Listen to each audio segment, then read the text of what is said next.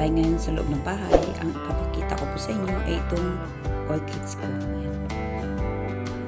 Bumubuka itong dalawa niyang mga dahon. At ang ganda.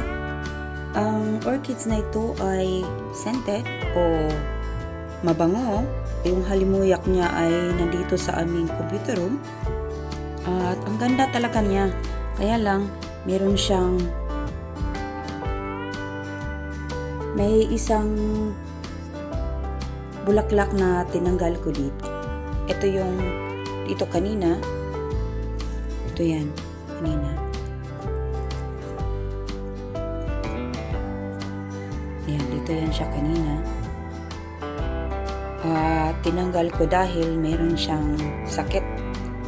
So, sa palagay ko, parang meron siyang mites o umatake sa kanya. Kaya yung gilid niya, yung mga petals niya, ay, kahit na yung nasa loob na niya, hindi lang petals pala. Kasi yung sa gilid niya, may mga yung edge na may kulay na brown parang naging lining niya. Kaya tinanggal ko na. Para siyang mites Nahawaan yata ito ng basil na malapit sa kanya few days ago. Ayan. So sayang din. Pero kahit na kahit na maganda yung itsura niya, tinanggal ko na dahil ayaw kong hawaan itong dalawa na bagong bumuka. So, kasi meron pa ang tatlo dyan. Yan. Hopefully, bubuka rin yan. At meron pa ditong mga flower buds.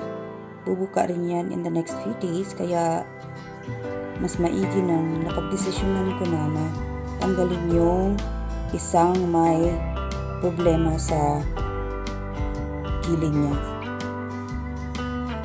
Ayan. Aren't they beautiful? Diba? Ang gorgeous nila. Ayan. Parang perfume yung amoy nila. Itong isa, nagsisimula na rin. Parang nahawaan na yata ito Parang mites yung mga parang maliit na insekto na gumagapang dito sa gilid. Hindi siya makikita ng naked eye lang. Ayun. So, titingnan ko lang ito. Mas maigi na yung tinanggal ko na yung isang bulaklak na nasira na. So, yun lang mga kahabis. Ito palang bulaklak ko na to. Matagal ko na tong binili. Dami ko na nitong mga puno na sinalin ko na rin sa ibang paso dahil ang lakas niyang manganak. So, ang lakas niyang magbuo ng may tawag dyan nakalimutan ko lang. Tanda ko na kasi pasensyahan nyo na.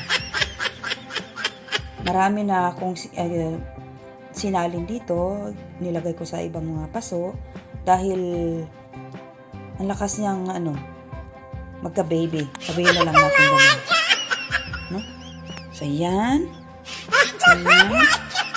Dito na nagtatapos ang ating video ngayon.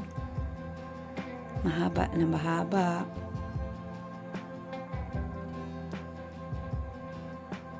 What a beauty. So, bye-bye na mga kahabis. Hanggang sa susunod mga videos natin. Salamat sa panonood at paki-subscribe na sa aking munting channel. Paalam.